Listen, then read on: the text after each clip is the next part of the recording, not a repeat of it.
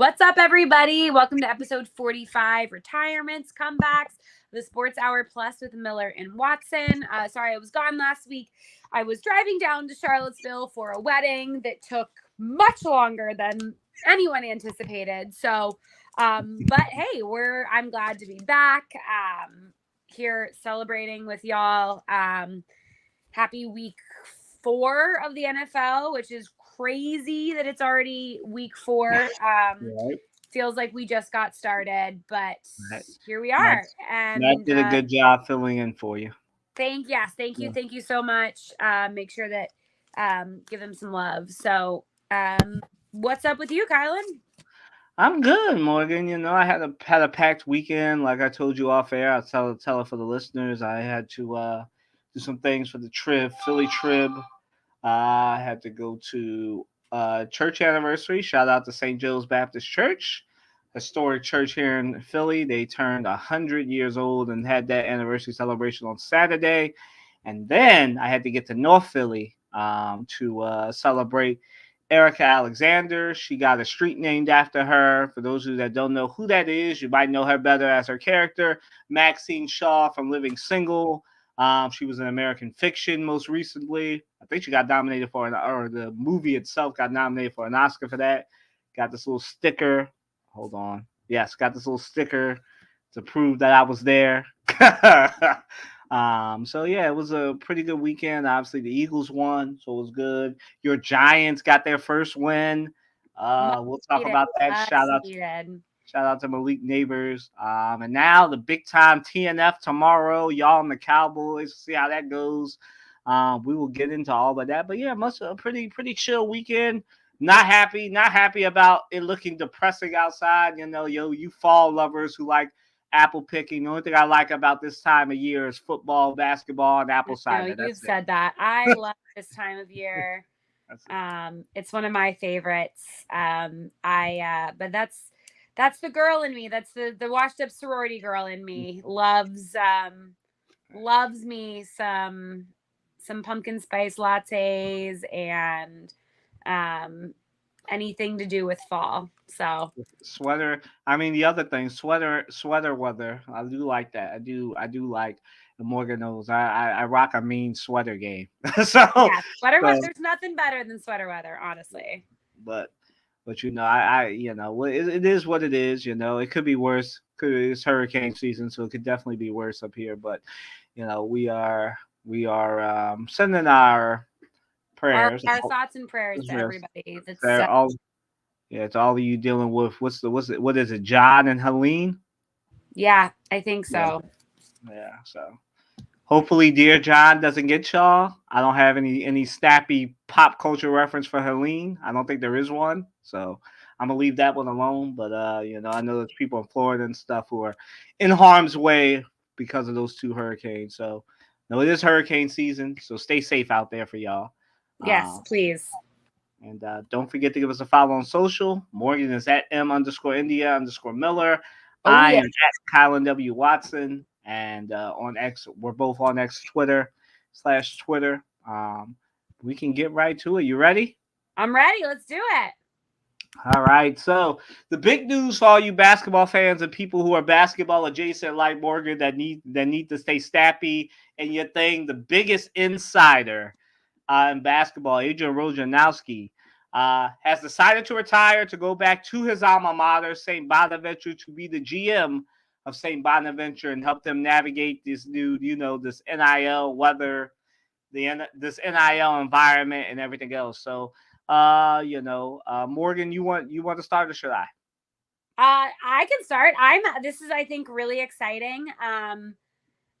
I'm happy for him. I can't imagine how toxic and horrible that job had to have been for so long. I mean, talks about showering with your phone on loud to make sure that you don't miss anything. It's just it's crazy, and I'm happy for him. And St. Bonaventure's is a great school. You know, I their basketball program is historic. A10, Um, right? what they are in the A10. I was actually going to say gonna get to go speak with. I'm producing some stuff for NBC for the A10 Media Day, so I will be there. I will keep you updated if Woj is there. I think that would be pretty cool to get to meet Woj. But yeah, I just think it's all good things. You know, of course I know that people are sad and that they love him and that they, you know, are sad about the possibility of maybe having to listen to somebody else on the other end of it. But I think that, you know, if you really care about him or respect him as a person, I think this is a really great move for him going forward. Mm-hmm. Yeah, I think it's great for him. I obviously, you know, for those of us who go to college, you know, you tend to fall in love with your alma mater or multiple alma mater.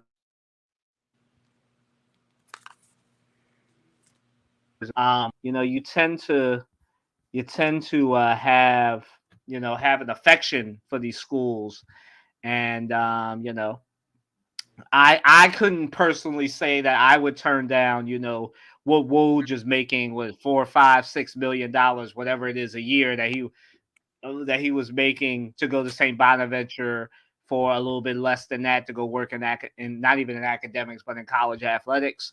But I can understand it. I mean, you know, not knowing what that's like. I'm sure, like Morgan said, you know, we wouldn't have known about this had Adam Schefter not talked about it. So he must do the same thing, having to shower with your phone, having to like eat breakfast with your phone, like, you know, basically having the life of a political chief of staff, essentially, like waiting for the crap to spill out and like having to pay attention to your phone so you can be able to scoop people and stuff.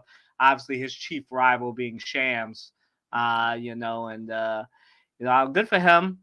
It's sad for us basketball people who love getting them Woj bombs.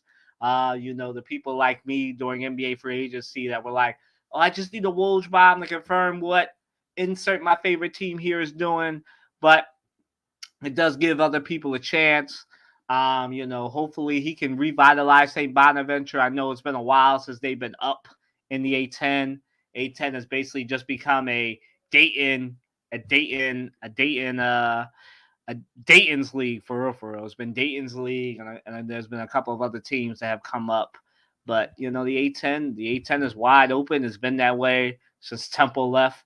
So like it's a whole thing. But you know, good for him. Like I said, the NIL world is crazy. There's a lot of money there, so somebody's got to come and make sense of it. And if nothing else, it'll help. It'll probably help say Bonaventure get some recruits because there's probably so many recruits and so many millennials and Gen Zs that'll be like, "Oh my God, Woj just working at St. Bonaventure," and so it's great for them because their enrollment gets up because of it. So you know, I can't begrudge him for leaving. No, and I think what you said is so right that so many of us that have that went to universities that we absolutely fell in love with. It's part of your culture. It's part of who you are. And I can't say that if I was turned down the opportunity to, be the sideline reporter for all JMU, get paid a bunch of money, that I would be able to turn that down either. So, I'm happy for him. I feel like it's always everybody's dream job to go back and work for the alma mater that gave them so much. So I'm happy for him. I know there's some people from mine that listen to this podcast, so I'm just saying if Syracuse ever needs a couple broadcasters, I know two who would love to come for some money. I literally Morgan knows it's hard for me to leave my beloved Philadelphia, but you would make it happen. With some Syracuse money. I might do it. So moving right along to the next question. With Woj leaving ESPN, who will replace him? So I can start here. I'm gonna go out from left field. Like, some of you are probably already here that they have Shams there. There's about to be a bidding war for Shams between ESPN and NBC. We're about to see who wins between Comcast money and Disney money. Chris Haynes is out there. Obviously, you have Wendy is there already. But I would love for ESPN to get younger. You know, I think that a lot of y'all probably have noticed that I think Malika Andrews is the youngest. It's between Malika Andrews and Andrea Carter that those are the two youngest all their talents that ESPN has. And so I think it's time for ESPN to get with the times and all of these broadcast companies to get with the times and stop hiring these current athletes, insiders and stuff who are older. You know, obviously Shams, I think it's like what, late 20s. But there's like most of these people besides Andrea and Malika and Shams are all mid 30s and up. So it's about time for them to get younger. And what I would love to see ESPN do is, you know, just hire somebody, Wendy, Shams, whoever, but have try. It's time to get younger, man. Stephen A. Smith and them are not getting any older. NBC is going through this now. Like it's time to get with the time to get younger. You all are trying to like get the 25s and ups, 25 to 40-year-olds to tune into y'all. You probably need people who actually speak the language of millennials and Gen Z there. And like I love and respect what Malika and Andrea do, but I think that they need some help because obviously they both only do you know, NBA. Obviously, Andrea does college and WNBA, but they need to be more exposed. I think they need younger people, younger voices.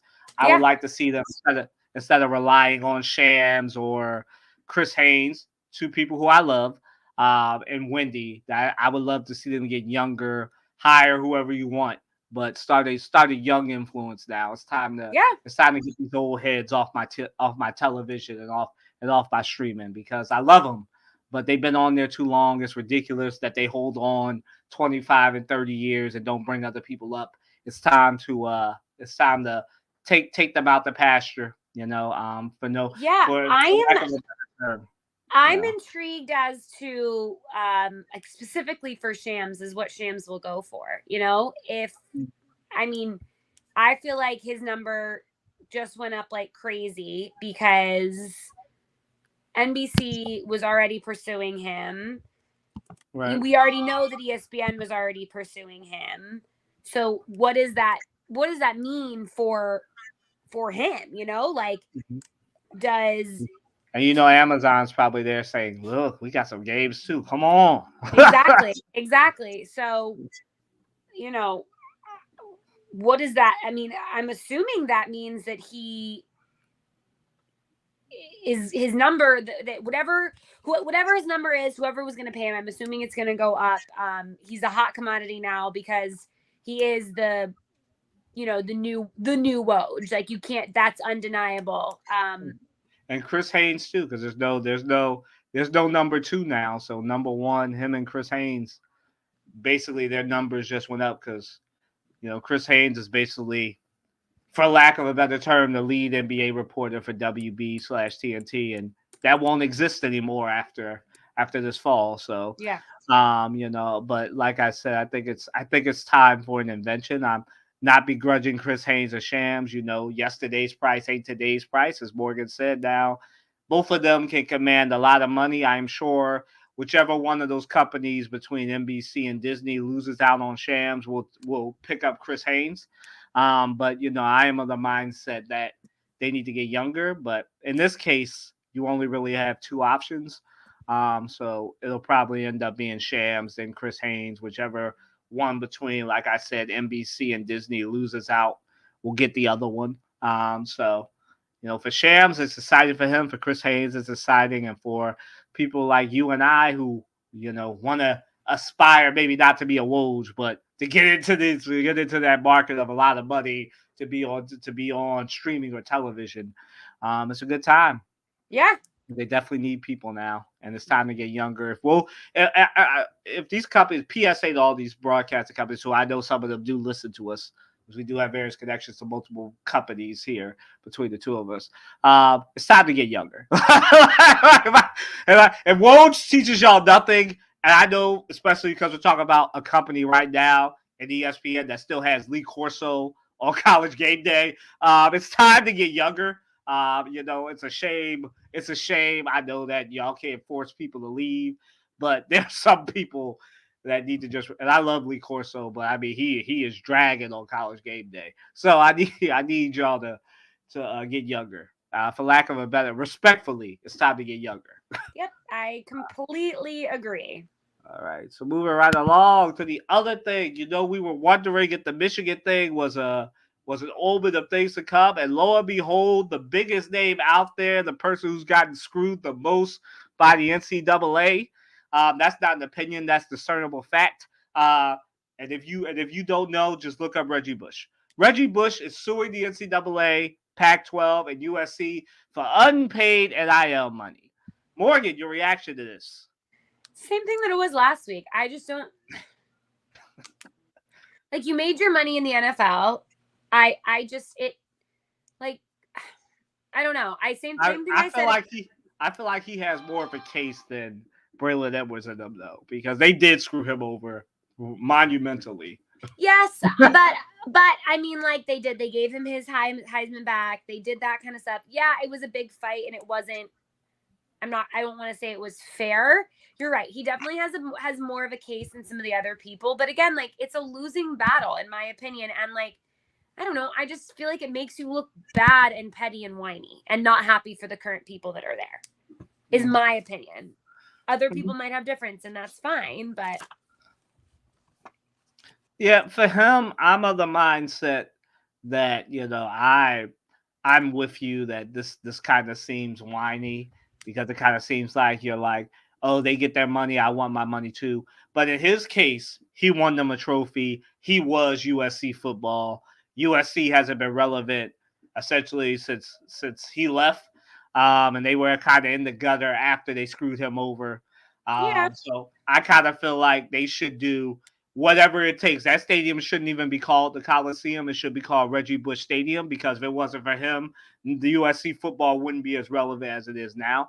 But again, this gets to what I said 2 weeks ago. Like, we're going to see between these schools who has good alumni relations.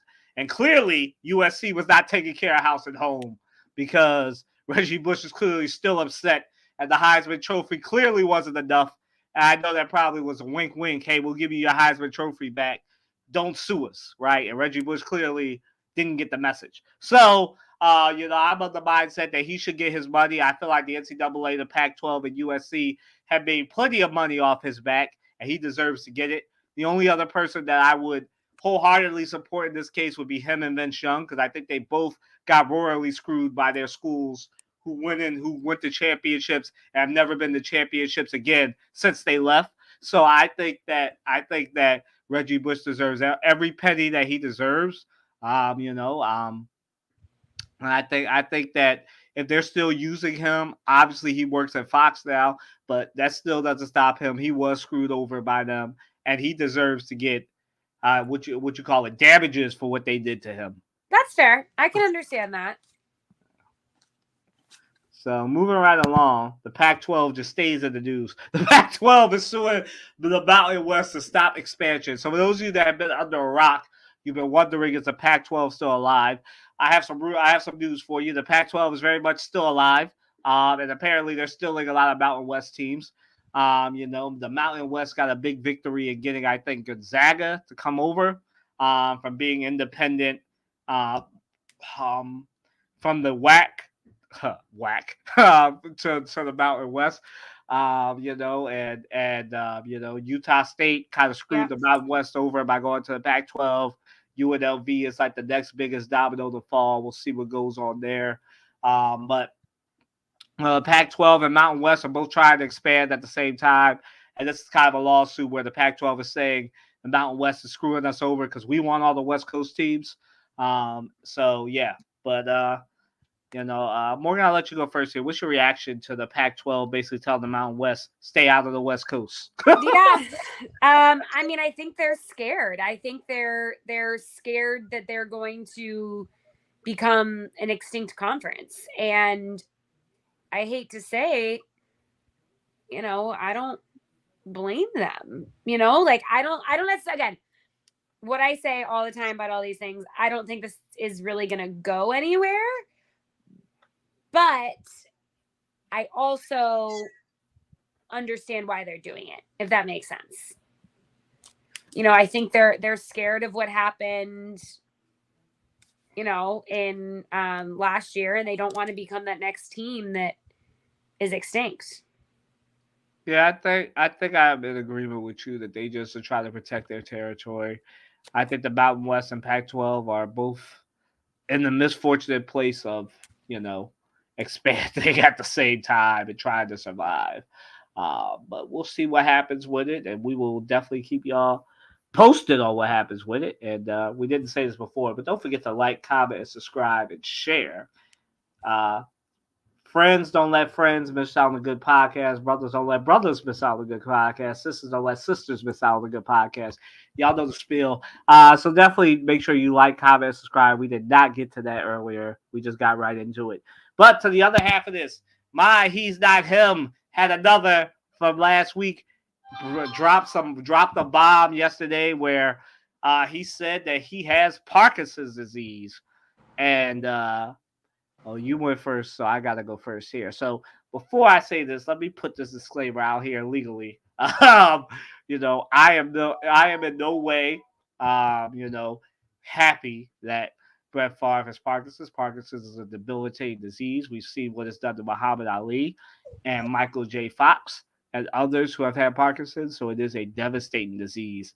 But in this case, right, Brett Favre, fresh off of stealing money, owing $700,000 to his poor state in the union.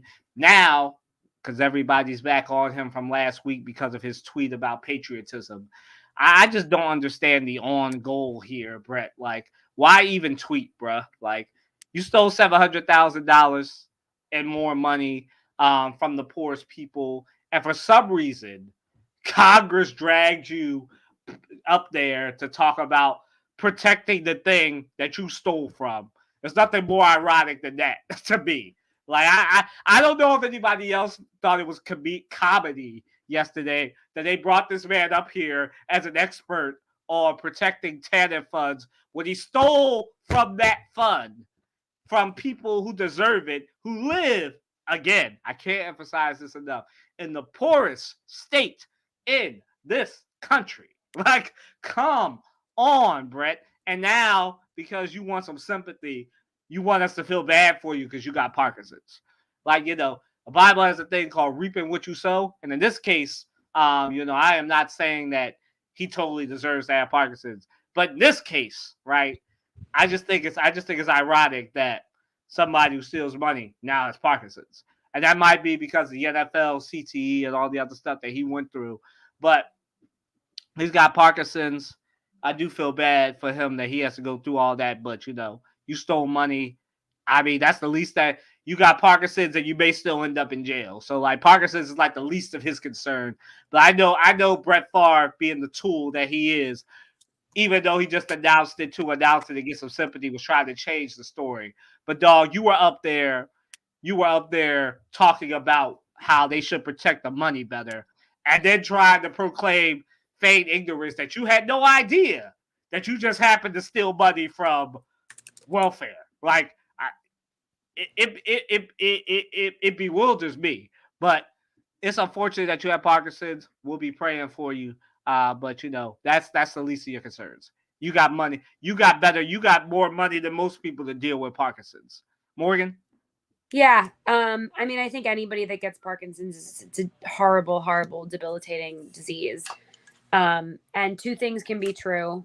We can feel sorry for him and pray that he doesn't suffer and that they can find a cure for it, and also still be upset at him and hold him accountable for his actions during COVID. Yeah. Agree. Agree. We will move right along to what Morgan really wants to talk about. Eli, Hall of Fame nomination. So, this is like a cool full circle moment for me. As a Giants fan, Eli was the quarterback. He was the Giants, for better or for worse, for all of my childhood, all of my time in college. And I have said this before, I will die on this hill that Eli Manning deserves to be in the Hall of Fame. He did the 2 Super Bowls that he won, those 2 Super Bowl MVPs that he won or so deserved. He was able to rally a team that no one thought had a chance. He'd be able to beat Tom Brady and the Patriots both times when they looked like unstoppable forces. And I hope that the committee sees that. I'm sure his last name helps. And I truly, I think this is a great class. I think there's a lot of really good people that'll get it. I think this will be one of the more recognized name recognition classes that we've had in a while. I think, we're going to know most of the names on there. The list of the eligible people, the first time eligible people this year was crazy. So many recognizable names. But I'm really happy for him. I hope he gets in. I hope he's a first ballot Hall of Famer. I think he deserves to be a first ballot Hall of Famer. I'm sure the Phillies fan will have, the Philadelphia fan will have something different to say to that. But, you can't tell the story of football without Eli Manning. That's 100% for sure. And what he did in those 2 seasons, I know that 2 seasons don't make you a Hall of Famer, but those 2 seasons, the not missing a game streak that he had, the longevity in the years that he played in the league, the lack of injuries, was incredible, and something that, I don't know if we'll see from a quarterback for a while, because we haven't seen it with any of these new kids. They all get hurt a ton. So, yeah, Con? Yeah, I have. I think I said all I needed to say on this last week, but I'll just say that it's well deserved. Even though it was only really good for 2 to 3 years, but it was a good 2 to 3 years. He wasn't really somebody who, he didn't have the arm strength of a Drew Brees or the mobility of a Ben Roethlisberger, but he was good enough. Won 2 Super Bowls. Only 2 teams can say they got that Super Bowl off the Patriots. So I'm of the mindset that he deserves to be in the Hall of Fame. Maybe not a first ballot Hall of Famer, but I'm sure because everybody loves a Manning that he'll be a first ballot Hall of Famer.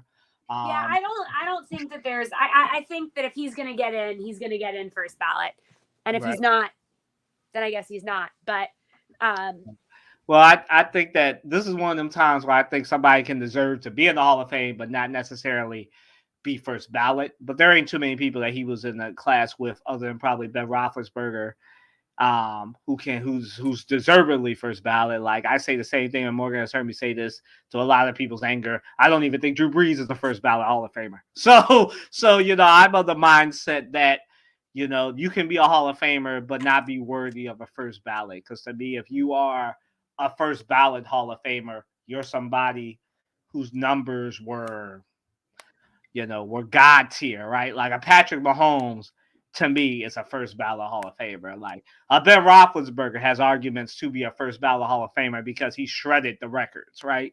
Like there are better quarterbacks than Eli, who I think deserve to be a Hall of Famer, who I think have more of a case to be a first ballot, to be a first or second ballot Hall of Famer than him, right? Like some people may argue with me, but Donovan McNabb was that era. Like he doesn't have the rings, but that's a first ballot Hall of Famer to me over Eli, right?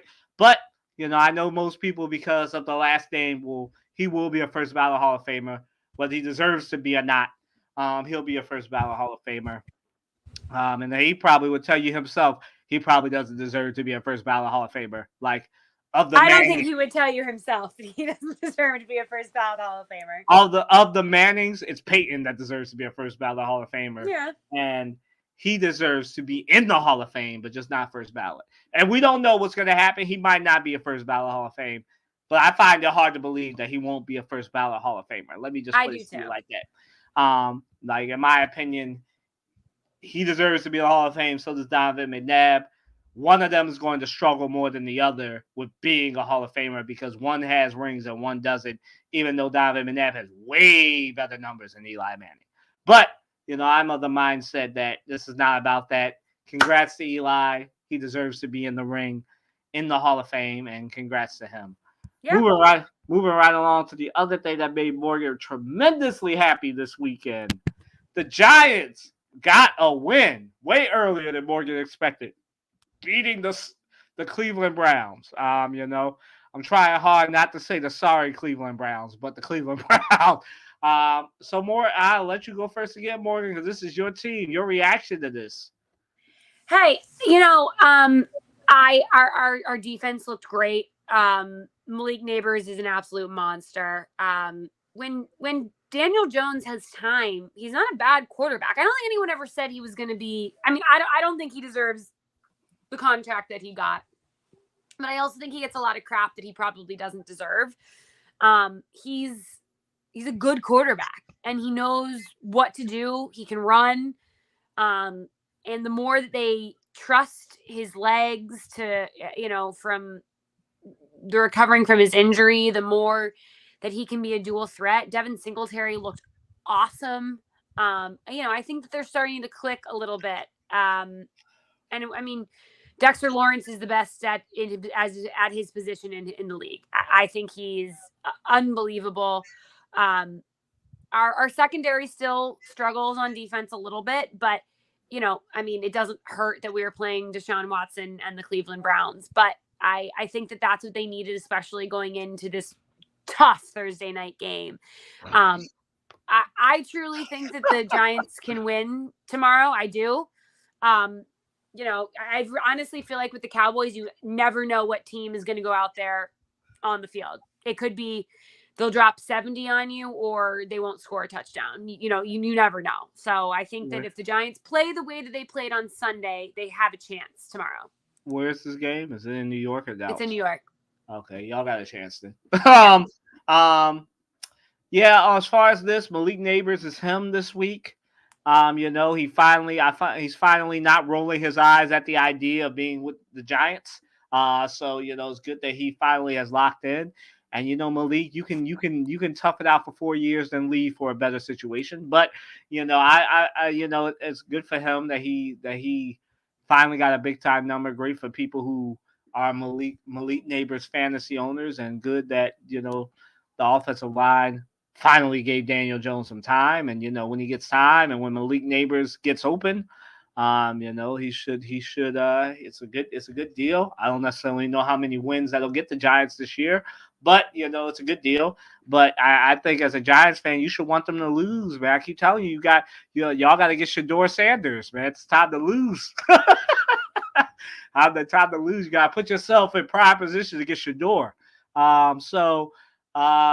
Or Arch Manning. He started for the Texans, so we will see what happens there. But I'm happy for the Giants. I'm a Philly fan, but the Giants ain't doing nothing or are a threat to the Eagles. So the Giants can it's go Giants until they play the Eagles. So the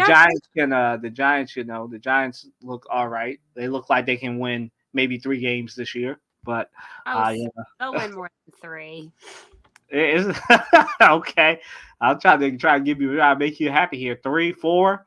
I'm trying to tell you, y'all need to. You want a new quarterback, right? You need. I don't really know if we need a new quarterback. Honestly. All right. Well, you need a secondary, right? You got to get in that top 2 pick to get Travis. So you need something. You gotta lose. Sis. You compete. I hate losing. You competing with the Panthers. You gotta lose, man. you try to get Paige to DC, and I'm trying to get Travis to New York. Fair. You're just looking out for my teams, Yeah. Not if the Eagles can't have them. So the Dallas Cowboys fall to the Ravens. Last time Matt and I were talking about what's wrong with the Ravens, and it's just that the offense really wasn't clicking, and that defense just isn't dominant. And the offense finally woke up and dominated the Cowboys. Cowboys kind of shot themselves in the foot with the penalties and the fact that their defense can't catch a cold. I'm of the mindset that it was great. It finally clicked on the offense. They finally balanced it out with Derrick Henry, which I think is like what that offense needs, that good mix of Zay Flowers, the tight end over the middle, using Lively a little bit more, and then just like the Eagles, you paying all that money to Derrick Henry, like run it. Like, you don't need Lamar running it. Just let him hand it off and let that offensive line go to work and wear them out like they did to the Cowboys. So, I'm of the mindset that it worked, and I think the Ravens can go on the run now. Obviously until they play the Eagles in a few weeks, but they can go on the run until then. But I think that'll be a good game. That Eagles Ravens matchup in a few weeks has the potential to probably be the best game of this season because I think it's going to be a shootout. But I'm of that mindset. Good Ravens, bad Cowboys until the end. I think that score was very deceitful just because I think the Ravens took their foot off the gas. And that game was way closer than it should have been. But the good thing for the Ravens, Derrick Henry was good. Zay Flowers continues to go on that run, and you just gotta, figure out how to balance that whole Lamar Jackson passing and Derrick Henry running. But I think for the Ravens, balanced offense. Hopefully, you get a good performance out your defense. Yeah, yeah, I actually agree with everything you said. All right, so moving right along then. Are the Cowboys in trouble, Morgan? Yeah, so kind of like what I just said, I think that the problem with the Cowboys is inconsistency. And you never really know what doc you're going to get, what team you're going to get, what play calls. Is Mike McCarthy going to call a full game or just forget how to be an NFL coach with 3 minutes left? You never really know. And I think that until they have that figured out, they're never going to make it past the first or second round of the playoffs. The other teams are just too good. Mm-hmm. And they don't have that spark. I don't know. They're not fun. They don't have a fun team. There's no characters. They're just blah. Yeah. I'm probably biased. I'm a Giants fan who grew up in Washington, D.C. So I do not like the Cowboys, but I just think that they have a lot they need to fix before. For a team that went all in this year, as Jerry Jones said a million times, I just don't feel it. Yeah, I think for the Cowboys, and I agree with everything you said, but I think the Cowboys are suffering from the fact that Dak held out, and there was no consistency. They don't really have anything behind them, and they're very, it's very reminiscent of the Colorado Buffaloes, right? They rely on Dak Prescott, CeeDee Lamb, and Micah Parsons to go God mode. And if those three don't do their job, then they're in trouble. And they don't have a shutdown corner anymore. So, if Micah Parsons and Diggs aren't dominating, if CeeDee Lamb and Dak Prescott aren't on the same page, then it looks ugly. Like it did these last two games against the Saints and now the Ravens. Like the Cowboys aren't really a team. This is why I said that Colorado Buffaloes thing is very, very apt, right? If Dak isn't good, if CD isn't good, it just falls off the wheels because they're not really a very well constructed team. Now, again, it is early in the season. It's only week 4, so they do have time. But the NFC seems to be very, very, very, very, very loaded. Obviously, the 49ers are down right now, so there is a spot for the Cowboys, but they got to wake up. And they might start against your Giants, but I just think, like Morgan said, something's a little off about the Cowboys. I don't know what it is. I'm not a Cowboys insider, but something just seems off. I don't know if it's because Dak Prescott held out and he didn't get a chance to build that chemistry with his guys, but just something is off on both sides. Kind of see it with CeeDee Lamb yelling at everybody, even though he apologized today, or I think it was yesterday. But I just think something's off. I think way too many people. I think Dak and CD got their money. I think Micah is looking for his money, and I think after, like I said a few weeks ago, once they pay Micah Parsons, it's over for the Cowboys because they won't have anything to build around them.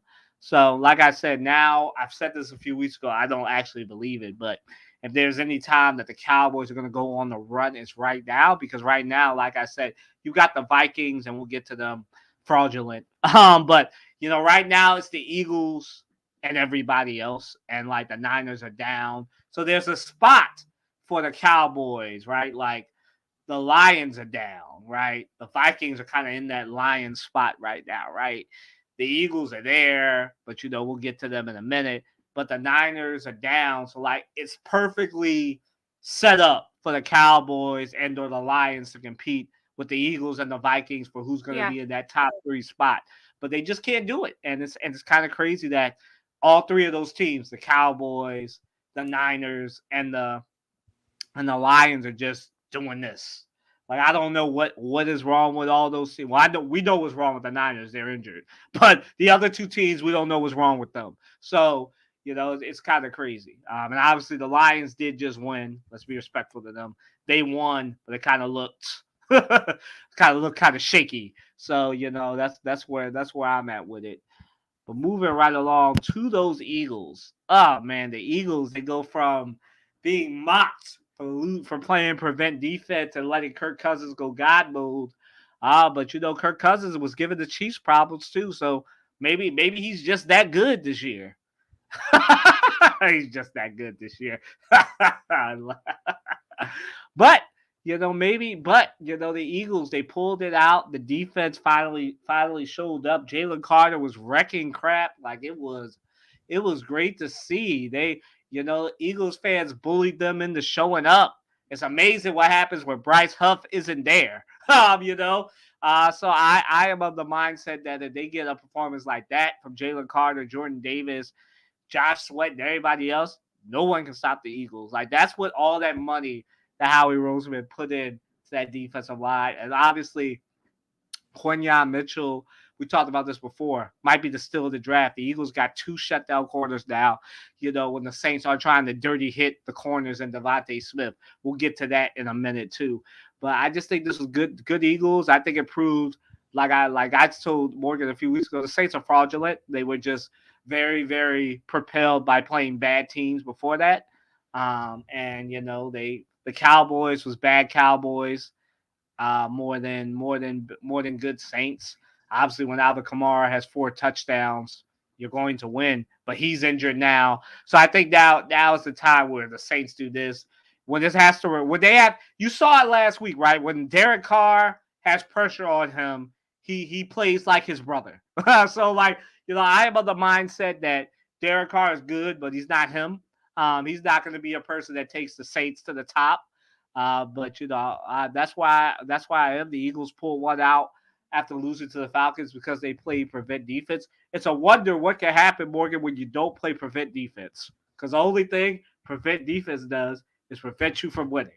Morgan, I don't know if that's a cynicism or not. I'm sure you're going to tell me though. No, I mean,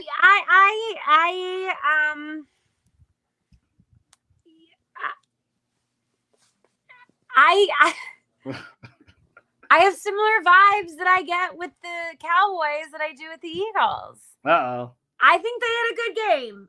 I'm concerned about the injuries. I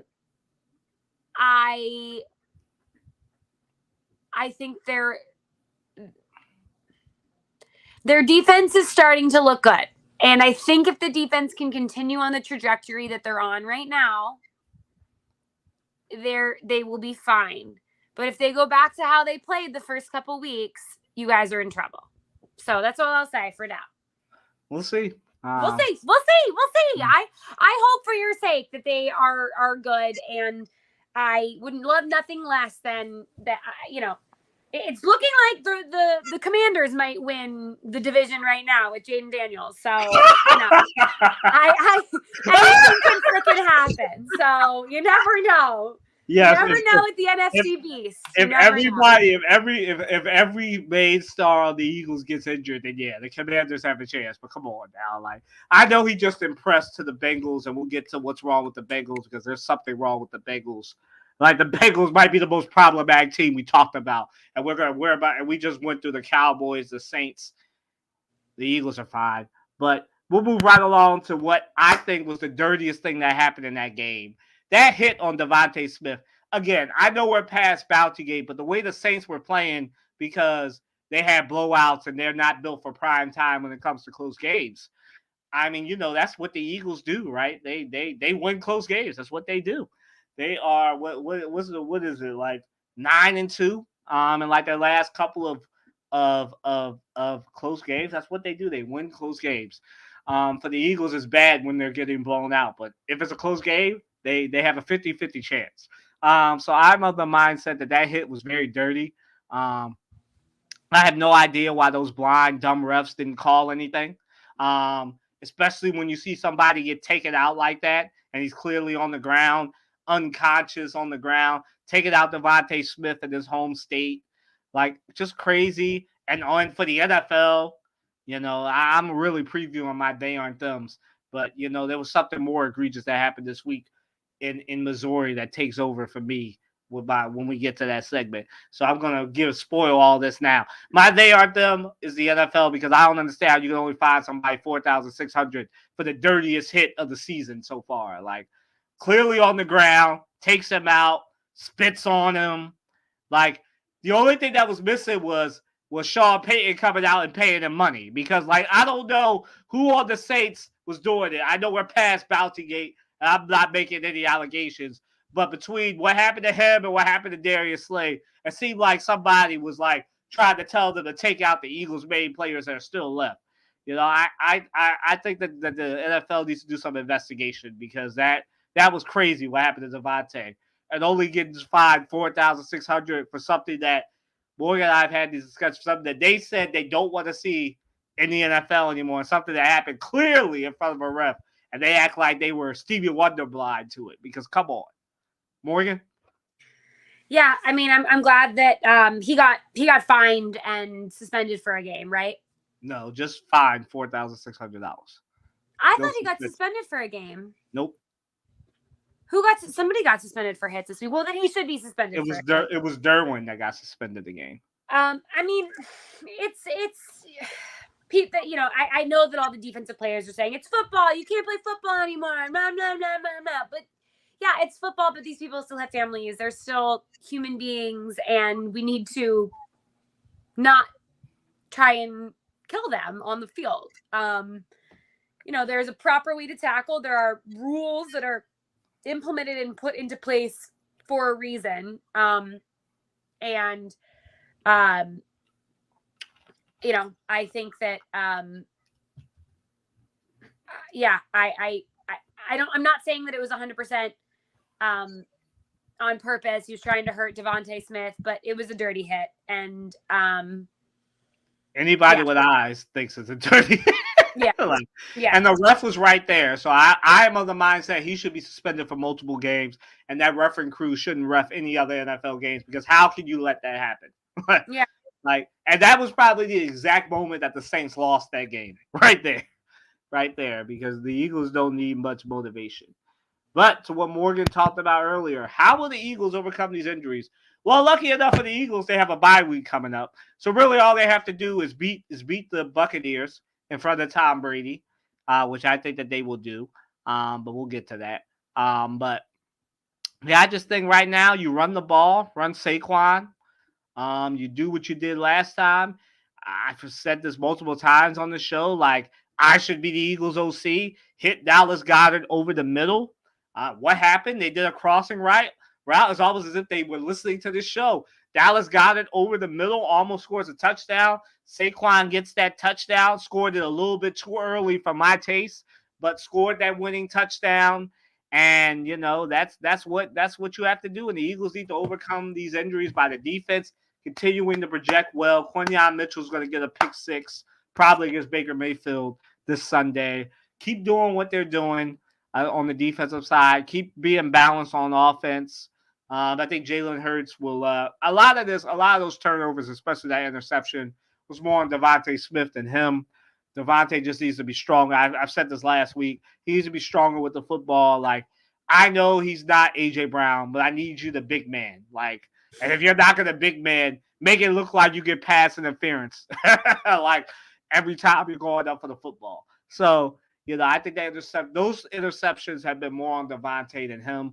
But I'm on the mindset that if the Eagles keep being balanced and the defense plays well, they can overcome these injuries and be ready in week 6. Yeah.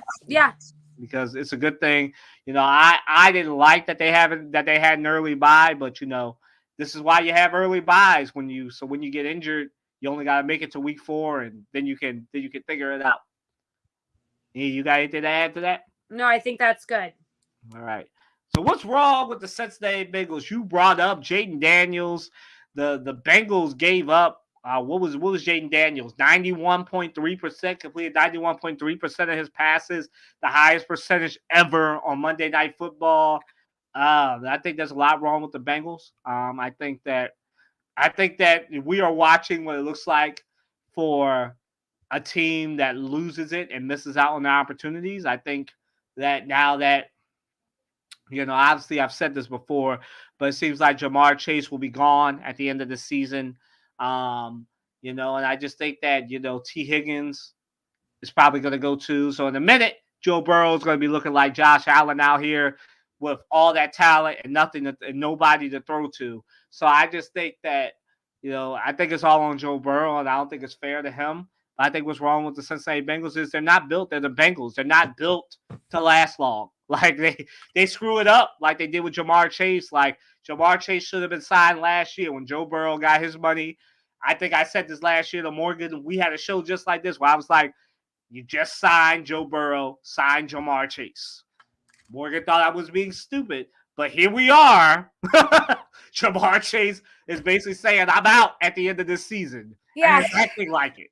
So like I think that they did the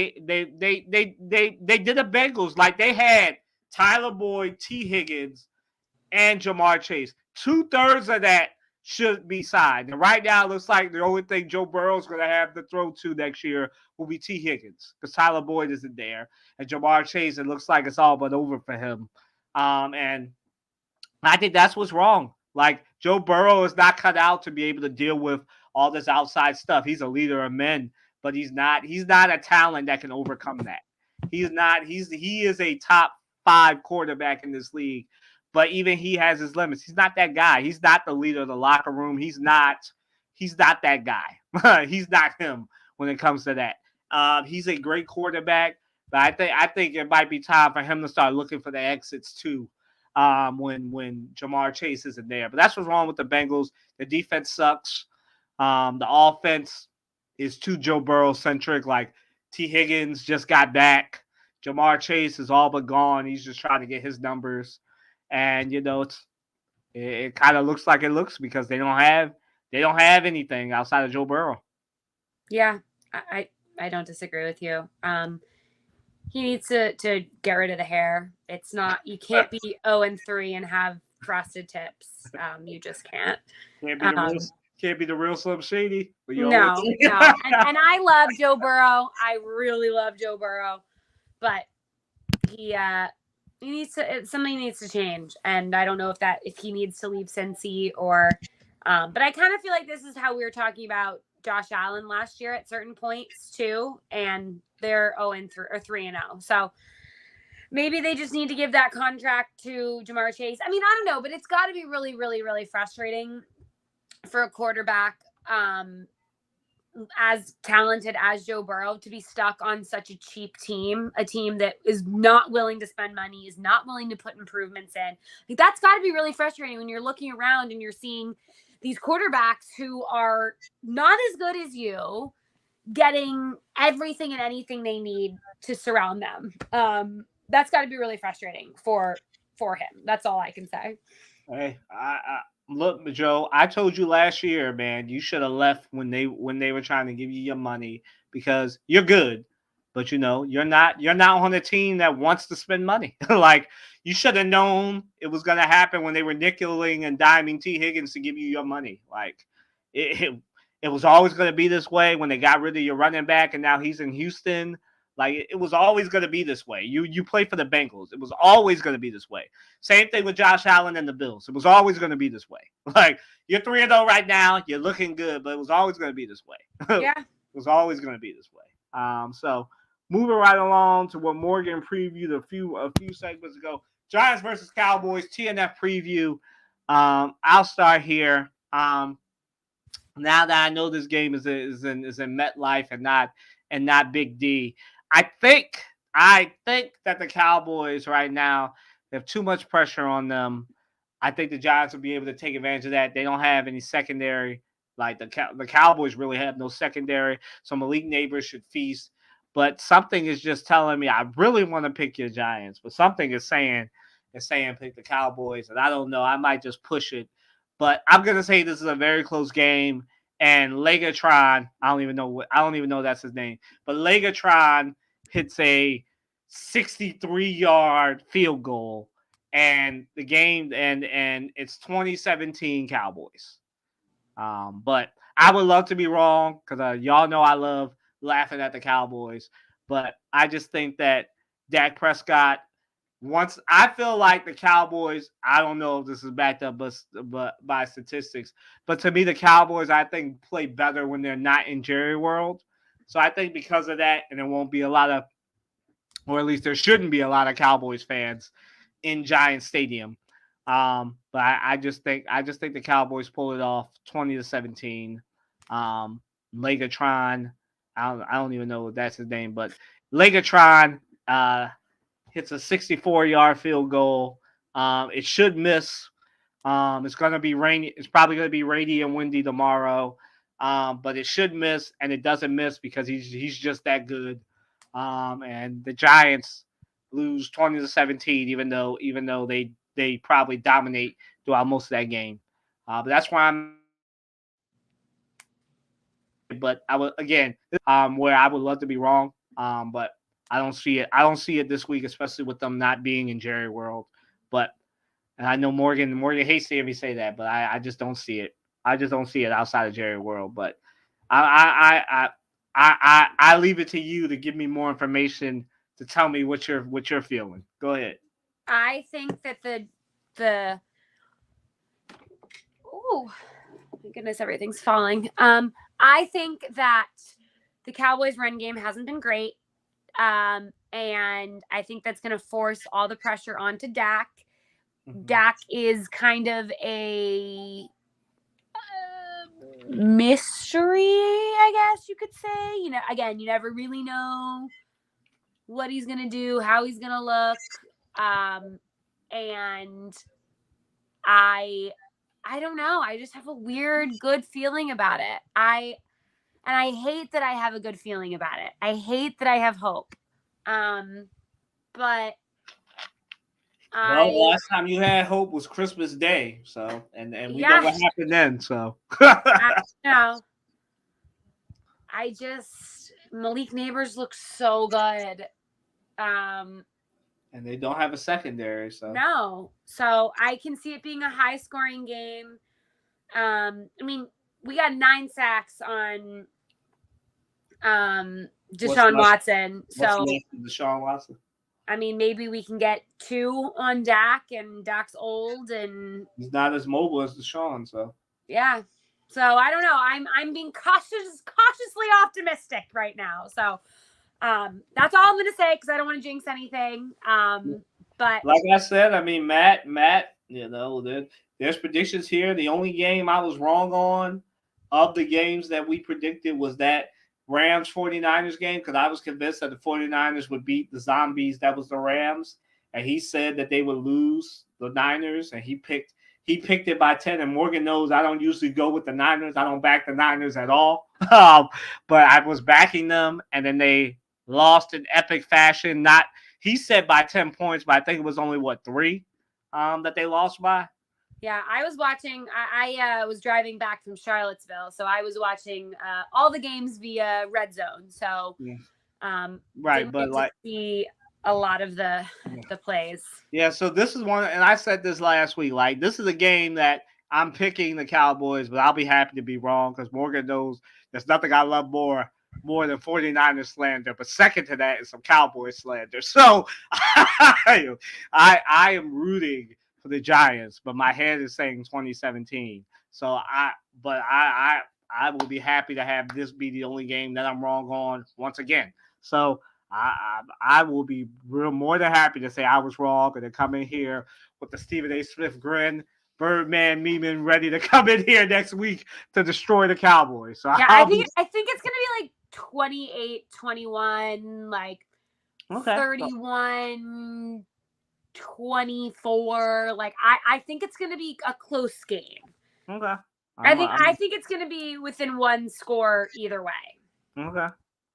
All right, so moving right along then. Eagles, Buccaneers. The game The highlight game of the 1:00 game, Eagles Buccaneers rematch of the first round of the playoffs last year. I think the Eagles get their revenge. They're really good at revenge games. Saw this against the Chiefs last year. The Eagles are really good at getting revenge after it doesn't matter. Unless obviously you're the Patriots again in the Super Bowl, but the Eagles love revenge games, and they get up for revenge games. And I just think that the Buccaneers, they're not the Buccaneers anymore. They're not even the Buccaneers of last year. I just think that if the Eagles defense decides to show up, if the Eagles, it's against the Buccaneers who have a really good defense. So you run the ball, you run Saquon, you attack them with Dallas Goedert and over the middle or in the seam, especially now that Devin White is an Eagle, so they don't really have a good middle linebacker anymore. So I'm of the mindset that this should be this has shootout and or blowout written all over it.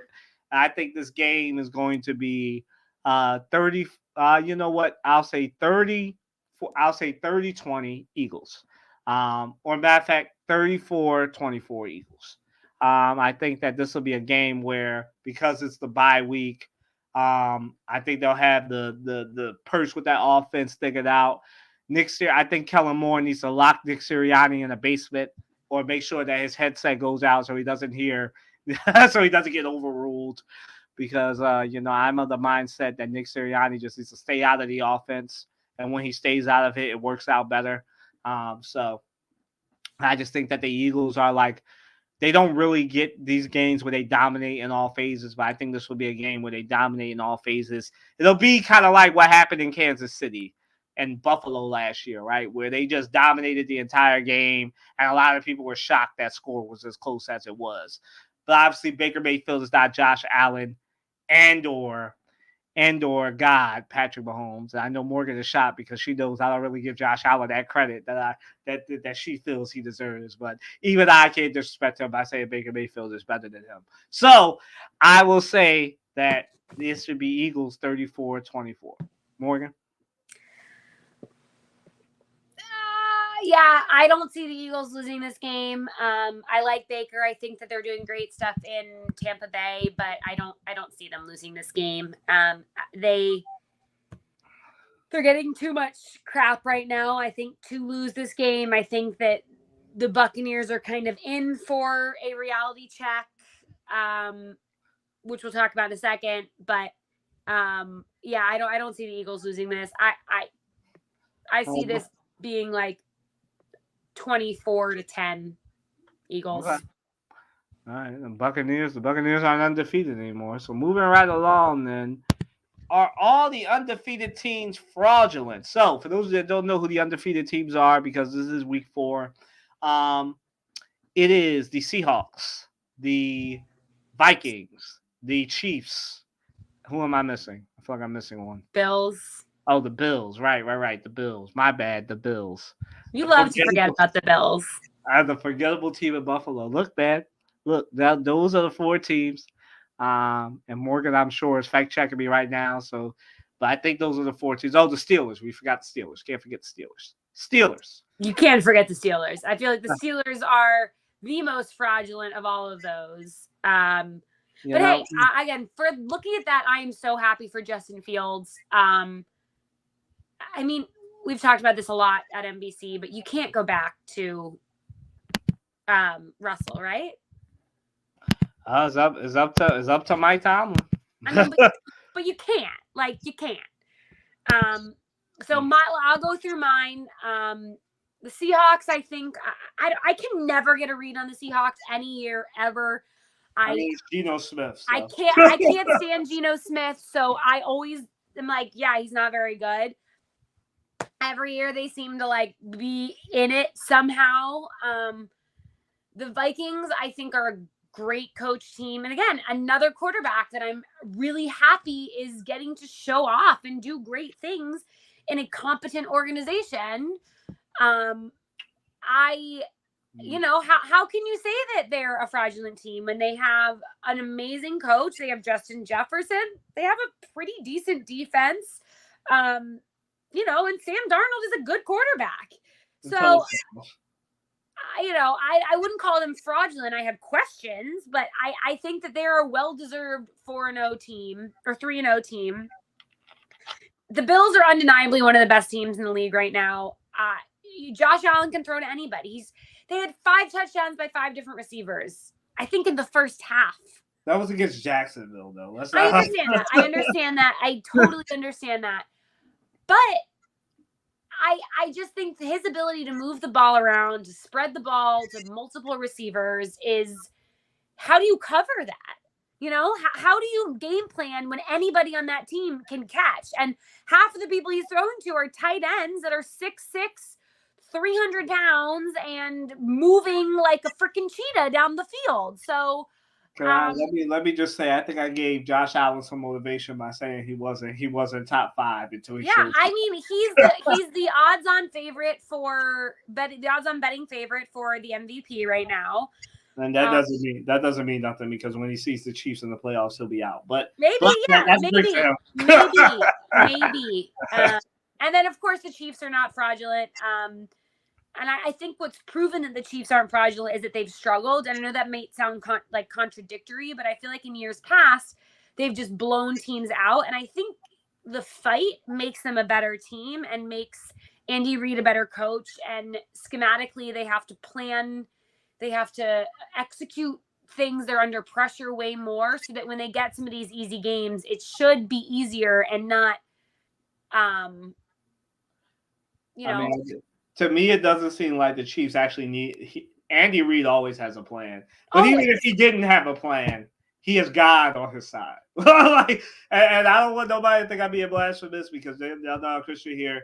I'm not saying Big G. I'm talking about the God quarterback. I'm talking about Patrick Mahomes, the God quarterback. Like, there's a God MC. He's the God quarterback of the NFL. Like, when you have, I keep telling people, like, I was saying this in the barbershop yesterday. Like, I've only seen 2 quarterbacks outbox God, and they lost. Jalen Hurts and Joe Burrow. So I've only seen 2 quarterbacks outbox God, and they still lost. So, like, I am of the mindset that I'm with you, that they're the least fraudulent team.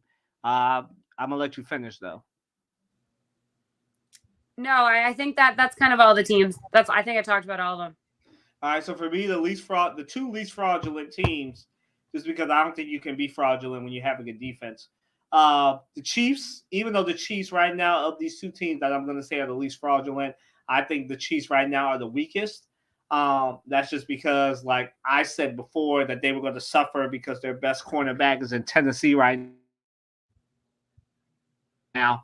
But defensively, what they've lacked in defensive presence, they made up for, because, like I said, they have the God quarterback on their side. They're not fraudulent. And Steelers, I don't like the Vikings, right? They are making a really good chance of their opportunity. Like, everybody else is down. And, like we said, Mike Tomlin doesn't have losing seasons. And, all that was really missing was a competent quarterback. And you can say what you want about Justin Fields. He's a competent quarterback. He might not be able to throw a good deep ball yet, but he's a competent quarterback, and he's doing a good job. And they have an offensive line and some running backs, and there's a threat of him running, and Russell Wilson has the same threat. Morgan was talking about earlier, do you go back to Russell Wilson? I think that the Steelers have shown veteran quarterbacking over Justin Fields, who doesn't have that many years. And I think that, like, Justin Fields has been great, but he hasn't liked the game. And maybe this game is coming where I feel he imposed his will. Excuse me. He imposed his will, right? That's what, like, he's had 150, 250-yard games. But I want to see a game where he imposes his will, like, where he's, like, just throwing it all over. And I think he can do this. Throw it all over. He's got, like, 4 or 5 touchdowns like that.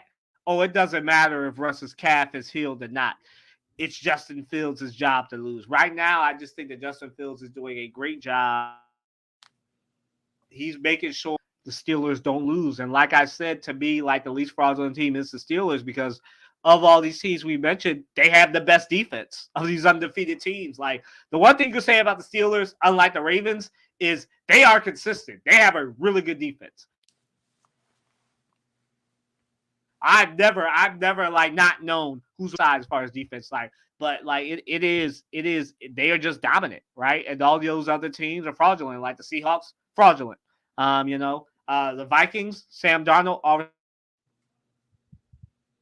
good that he finally got. Really, that really bodes well for Bryce Young when he finally gets out of there. But I think even with Justin Jefferson, it's just not. I've said this before. Like Sam Darnold is great when the pressure is not on. Like right now, the pressure is off. It's not a playoff game. It's not anything of significance. Again, taking advantage of the fact that everybody else in the NFC North is down. So, I'm of the mindset that the Vikings can go as far as they want to. I don't know if they'll still be, I wouldn't surprise me if they lose. But I think that they will be a 3 seed. I don't know if they'll be a 2 seed, but they'll be a 3 seed.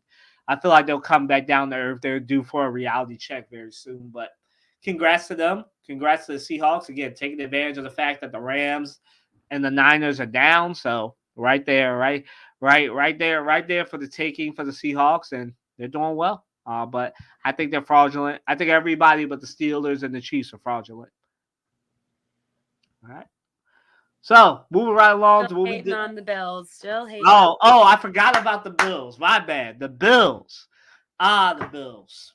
Look, they're doing really great, taking advantage of a situation that's very reminiscent of a few years ago where the Bills had all the players and everybody else was down, right? Tua Tagovailoa is injured, the Dolphins are down. Patriots were never going anywhere anyway, and the Jets are the Jets. So good for the Bills. I think they're due for a reality check very soon. Good for Josh Allen. Took a shot at I love a toxic king taking a shot at Stephon Diggs with the whole. It's great to have great to have receivers that are not about them. But I think it's only a matter of time before teams start scheming that all they really have to do is stop James Cook, and then like double team Dalton Kincaid, and then let him rely on the rookie tight ends and see what happens. But good for the Buffalo Bills. Okay, the Buffalo Bills also for right now. I will give Josh Allen his respect. They are not fraudulent yet, but I think they're due for a reality check. Okay. And it's gonna come when they face the Chiefs. They face the Chiefs. Who they face? Who's SNF? It says it's them and the Ravens, right? Yeah, they're in for a reality check this week. Top teams in the NFL right now. Morgan, did you go first last time? Yeah, I did. Yeah, all right. So for me, obviously it's the Chiefs, it's the Eagles, it's the Bills because I can't lie. It's the Steelers. It is it's the Vikings. Can't be mad at the Vikings, and I think that's my what's that top 4, top 5? That's my top 5. Chiefs, Eagles, Steelers, Vikings, Bills. That's my top 5. Morgan? Chiefs, Bills.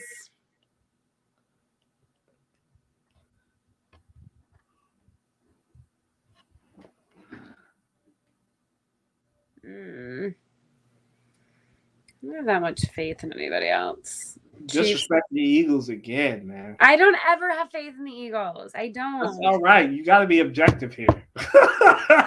Chiefs, Bills. You gotta put the Giants hat to the side, just like I put the Eagles Giants. hat to the No, side. I don't have faith in the Giants. Well, I'm saying you gotta take the Giants hat off.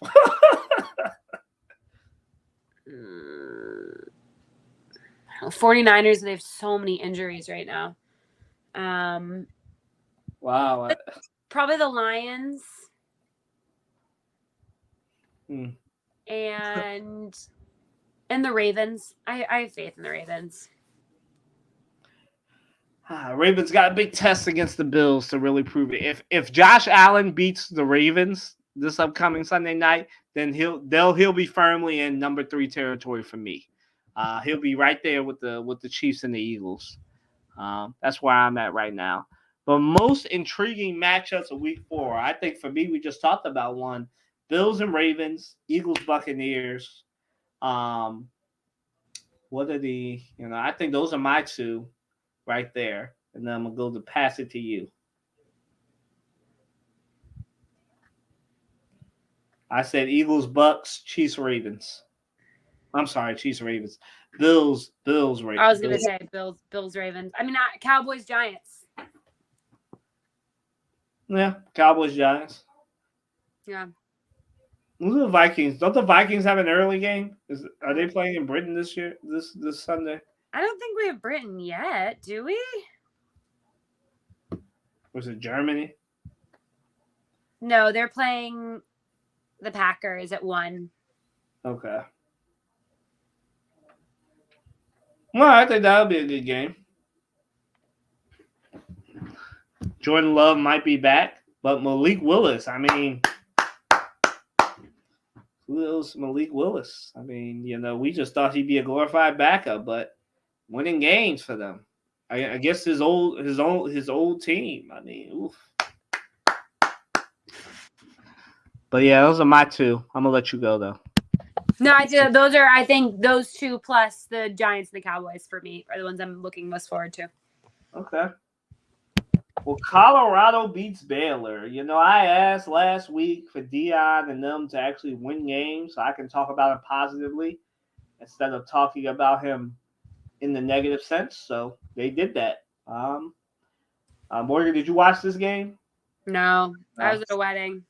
Okay, so this game went to overtime. Travis Hunter caused a fumble and helped Colorado literally won this game off a fumble. I did see that, yeah. It was a shootout throughout most of it. So my reaction to this is good for Colorado. They're 3-1, so they won the same amount of games that they did last year.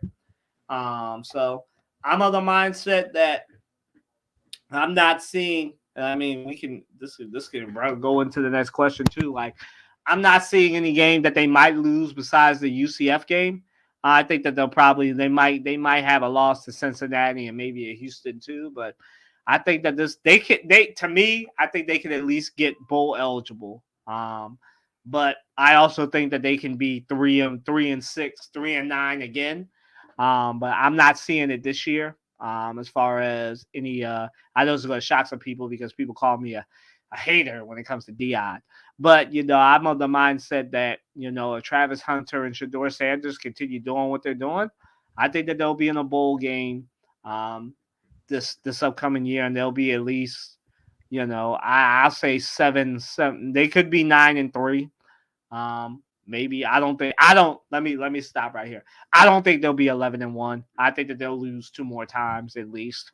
But I'll say this. This is the nicest way I can say it. I can see them be a 9-3 and going to a bowl game. If Shedeur Sanders and Travis Hunter continue to do what they're doing and the offensive line continues to improve, which let me just say this. The offensive line still sucks. The defensive line is coached by Warren Sapp, so they're not going to be dominant much longer. So, but I think that they can be 9-3 as long as Travis Sanders and Shedeur continue to do what they're doing.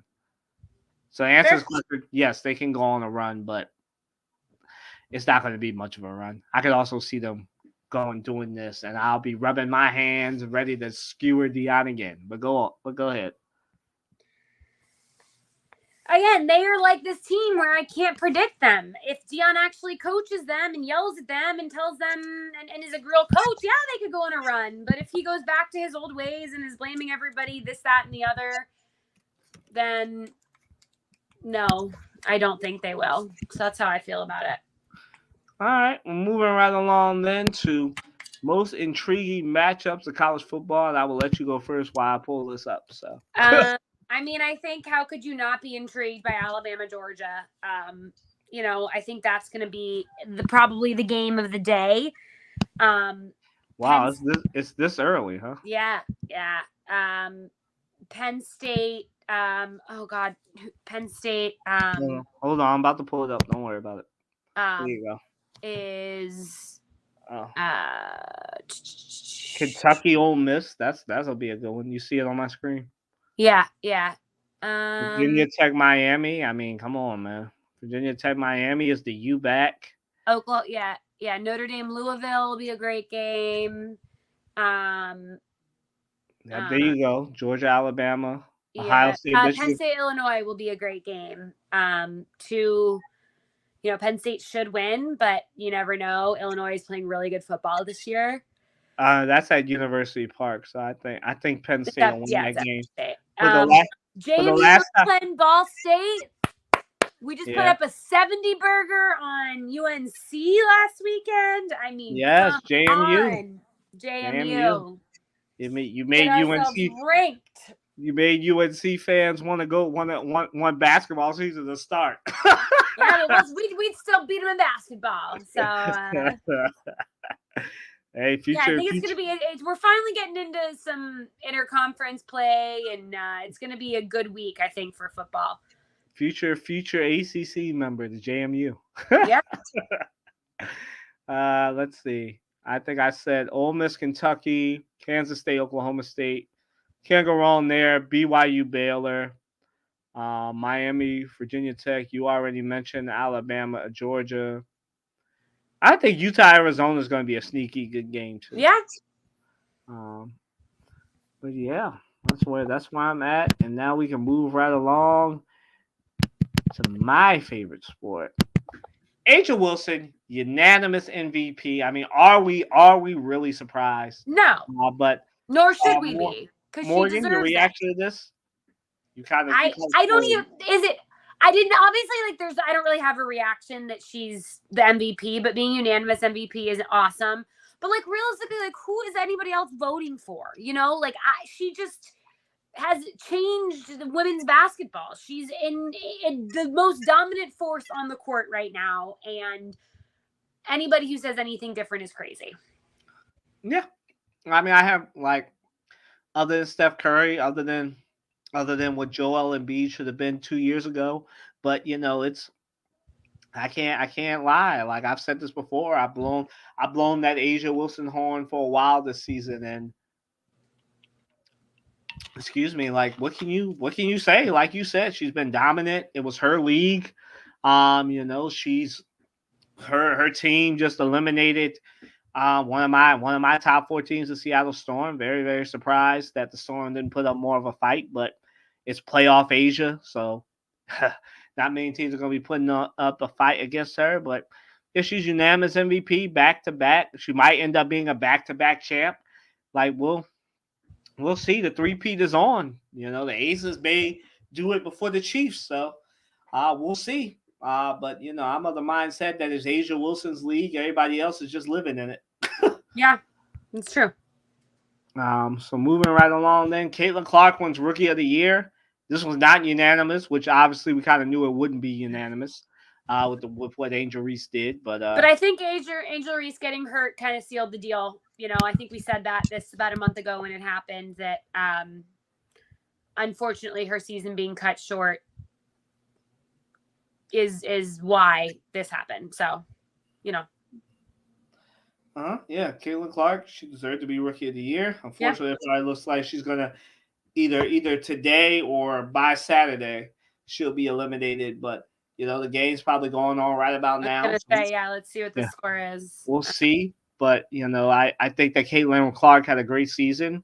Morgan and I already said they're not getting past the Connecticut Sun, so it's not gonna happen. Fourth quarter, the Sun are up by 9. Yeah, so great for Caitlin Clark. Looks like she will be out by the time this podcast is over, but out of the playoffs. But Caitlin Clark deserved, rightfully so. Great season, broke a lot of records. Really great for her. Her fans don't need to chill out, but great for her. Yeah. All right, so we kind of got into a WNBA playoff round 1 reaction. First and foremost, who's going to stop the Aces other than the Liberty or the Sun at this point? They're the top 3 teams, and I think that as years come, there'll be less of a divide between the top teams and the bottom teams. But these are the 3 teams we've been talking about all season. Yeah. You know, I mean, if it isn't a combination of those three teams in the final, then I would be shocked. Now, I will say that I think Nafisa Collier them are going to have something to say, but obviously they got to get past the Mercury. But I think the Lynx Aces will be really good. I think the Lynx might shock the Aces. I'm not saying that the Aces won't win. They do have the best player, but I think the Lynx, like obviously they got to play the Mercury and win that game. But I think the Lynx will move right along. They'll they'll send your favorite. It's Connecticut on Connecticut crime here either way, but I think Nafisa Collier Always Connecticut on Connectic crime in the WNBA. and I feel like Nafisa Collier will send Diana Taurasi on home to her picket white fence, her wife and her children very very soon. So I am of the mindset that it'll be Nafisa Collier versus Asia Wilson in the next round. And I am of the mindset that that's the way it's going. I think that's where we're on a collision course, just like we're on a collision course to Connecticut Sun Liberty very, very soon. We're on a collision course to, barring anything football happening, we're on a collision course to, Lynx Aces, collision course to Connecticut Sun Liberty, and which one will it be a rematch? Liberty Aces, or will it be Aces Sun? We'll see. But yeah, some combination of those three in the finals, I think. So we kind of previewed our finals prediction. So I'll just say I think it's going to be. I want to be different here, so I'm going to say it's going to end up being Aces Connecticut Sun. I was going to say that. Oh, I thought you were going to say Liberty. No, I support my Connecticut girls. Okay, then I'll change Aces Liberty. Okay. even though I truly believe it'll be the Suns. Fair. Okay. All right, so moving right along to our last question of this. Well, we got more, but like of the topics. Top teams in the NBA. I don't know. This is all you. I haven't been following. Do you know how many sports are on right now, Kylan? I got way too much in my brain to think about the NBA preseason starting in like a month. So you got this segment. No, it's a few weeks. It actually starts in early October. It's training camp. It's media. Too much for me. It's too much. I tap out. No, you got this. I'm here. You got to be a basketball here. Basketball got to be on your mind 24/7, man. Ball is life. Don't you know? Ball is life. Ball is life. No, not that ball. So obviously I can run. We can run through this real quick. On the west side, it's the Thunder, it's the Timberwolves, it's the Nuggets. I have to begrudgingly say the Nuggets just because the Phoenix Suns. I don't really know. Who knows what the Phoenix Suns are gonna look like? I just wrote a piece on this. Yeah, I know y'all think it's a little late in the podcast for you to be pushing. Usually I push what I've written way before this, but just wrote an article about Devin Booker and how he can level up his skill set.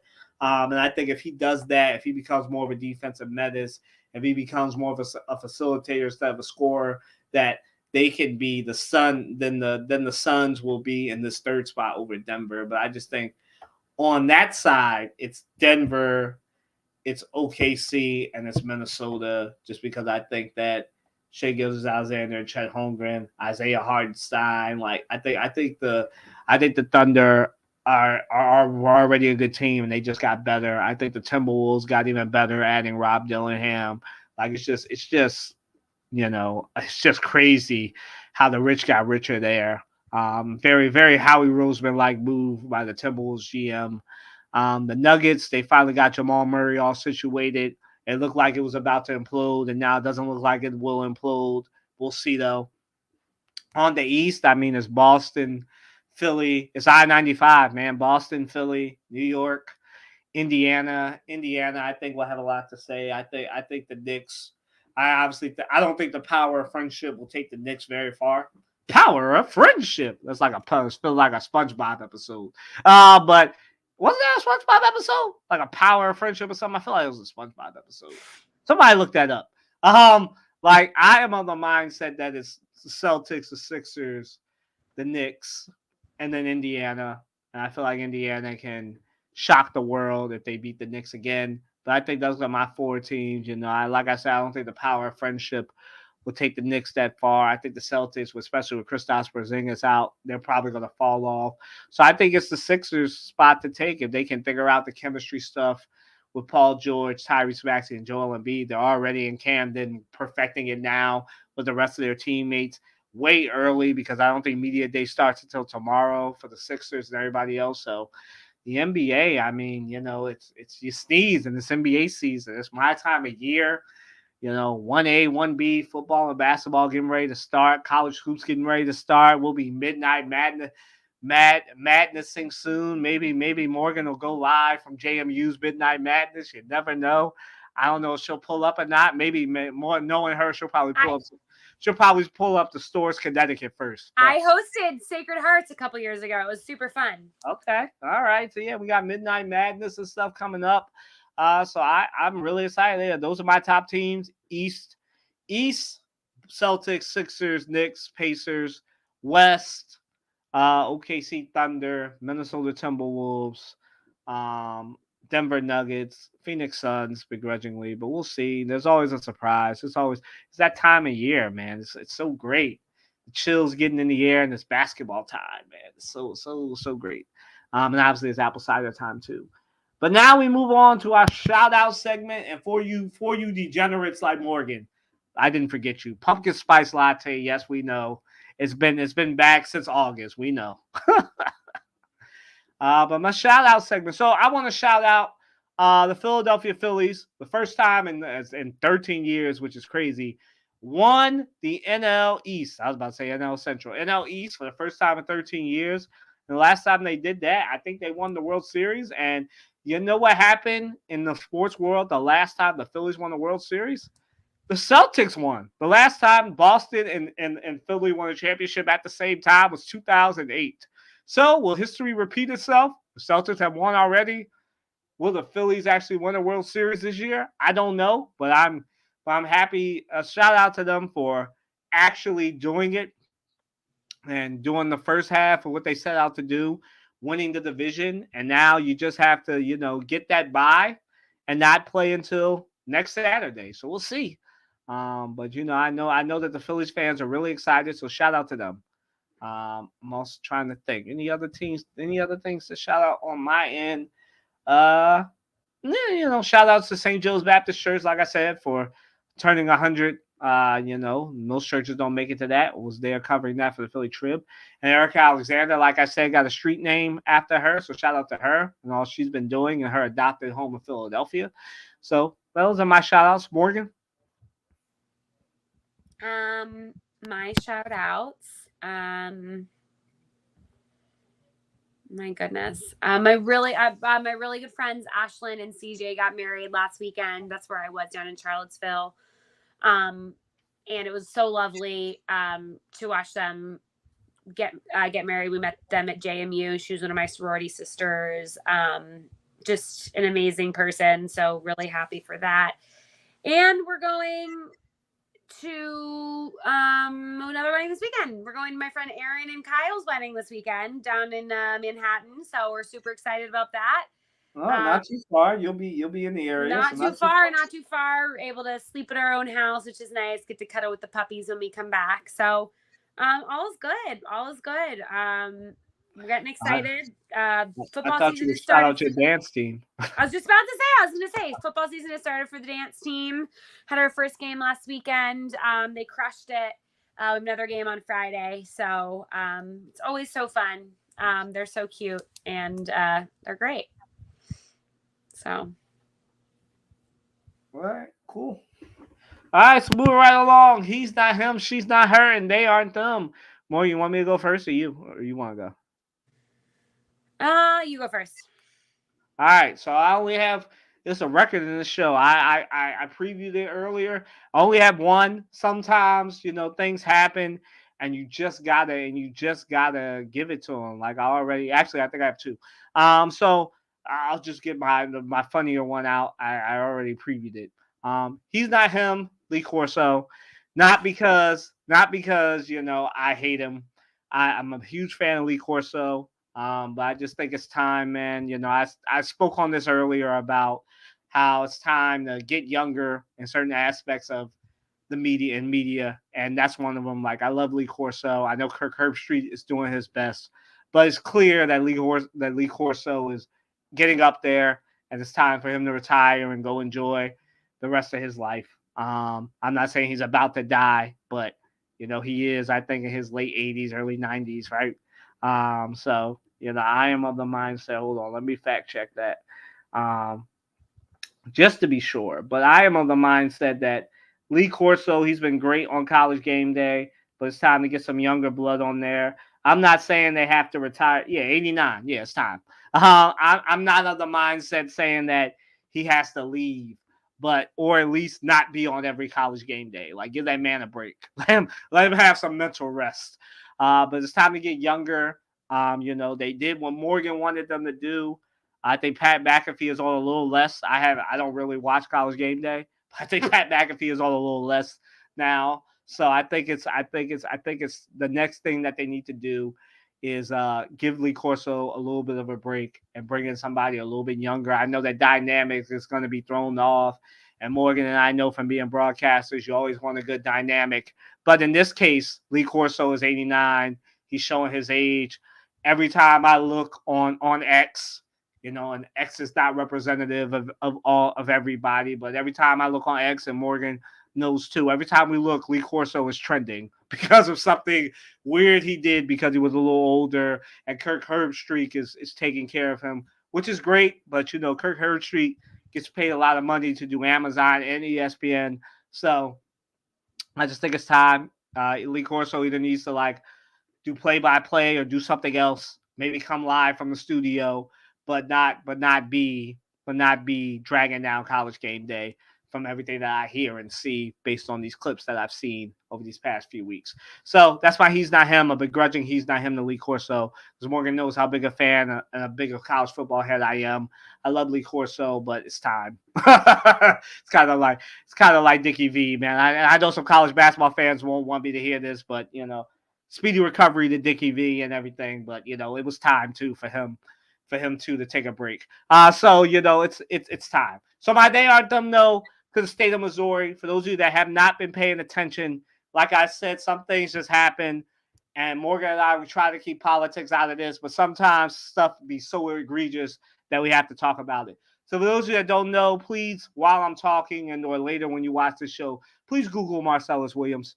He was unfortunately put to death yesterday for a crime that now everybody says he did not commit. The prosecutor said he didn't do it. The witness that they had recanted. The family didn't want him put to death once they found all this out, that it was an innocent man. And again, that's why I get a little criminological. The other half of my degree, I don't have a master's degree in it, but I do have a bachelor's degree in it. The death penalty disproportionately affects Black people, Black and brown people the most. Black and brown people, Black people specifically, are 55% likely to be put to death for crimes that they did not commit. And they're also 55% more likely to be found innocent, because Black people get disproportionately blamed. And, because for those of you that have never been into an interrogation room before, if you've never had the misfortune or ever had a criminological class where they asked you to do that, to sit in on that, you probably don't know how much that is, what they do to people. Like, what happens in TV shows does not compare to what actually happens in interrogation rooms. TV over dramatizes it. Most people, they ask for lawyers, but by the time they do, it's a little too late, because these cops take advantage of the fact that most people are ignorant of law, as Morgan knows. So it's very egregious what happens, and stuff like this, like what happened to Marcellus Williams, shouldn't have happened.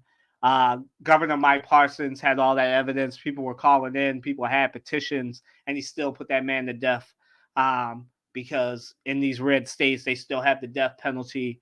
Even though they know that it disproportionately affects Black and brown people, they put the wrong people to death. There's been many a time over these last few years where they found out they put somebody to death, and then DNA exonerates that person. So you would think that these police would do a better job, but they don't. And that's not me blaming the police. That's just what it is. Statistically, we have a lot of open cases. The criminal justice system does not do what it's supposed to do. And that's because of many reasons. But some of it can be blamed on shoddy police work as well. And if you know cops, they will tell you that too. They might begrudgingly say it, but they'll tell you that. So it's a shame that this man had to pay for arrogance of the governor, the Supreme Court's so-called stance of being pro-life. But when they had a chance to actually be pro-life, they stopped. Now the 3 liberal judges dissented, but the Supreme Court still didn't stay this man's death sentence, and he wound up being put to death.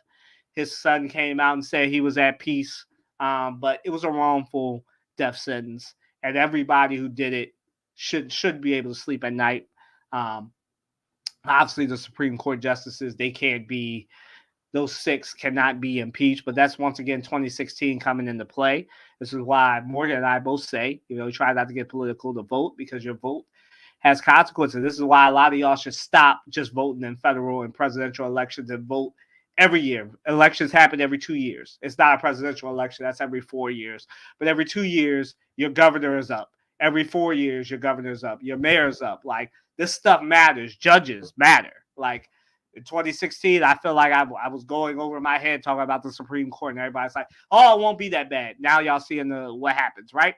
So, they're not them to the Supreme Court, the state of Missouri, and all these other people who had anything to do with putting that innocent man to death, and they all knew that he was innocent. So that's it. Why he's not him, Lee Corso, my they aren't them. The state of Missouri, the Supreme Court, Governor Parsons, and all these other people. And if I can leave y'all with nothing else, please vote in November. I know we're all sick of the political ads, but please vote 2 months from now. Morgan? Yeah. I have to say I don't really have a ton. That was really eloquently said, what you just said. I've been kind of searching I knew this was going to happen, and I was like, oh, I don't really have anything. I feel like people were relatively good this week. And sometimes that's not fun when everybody's really good. But you could have a he is him, a she is her, or they are them. So you got that too. That's true. I will have a he is him to Damar Hamlin. Okay. Awesome comeback story, gets his first interception of his whole career. And is making really, really big contributions to the Bills this year. So really happy for him. He's done a lot for the community, done a lot for CPR advocation and things like that. He's a good person, and I was really happy for him that happened. Mm-hmm. And then I'll do he is him to Saquon Barkley. I know Morgan begrudgingly loves to hear me talk about this. Saquon Barkley is like, the whole reason, and with Dallas Goedert, why the Eagles are 2-1 instead of 1-2. I'm of the mindset that Saquon Barkley is him. Yeah, he is. We know. I know. Okay. Very aware of that. He is him. He is him to Saquon Barkley and Dallas Goedert.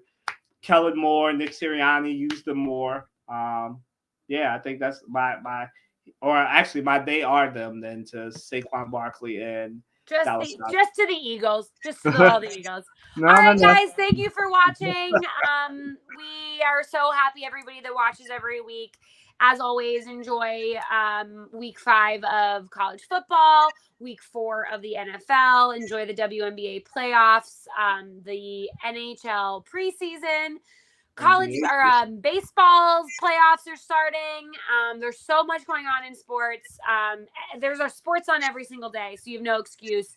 Go out there, watch some sports, enjoy watching with your family.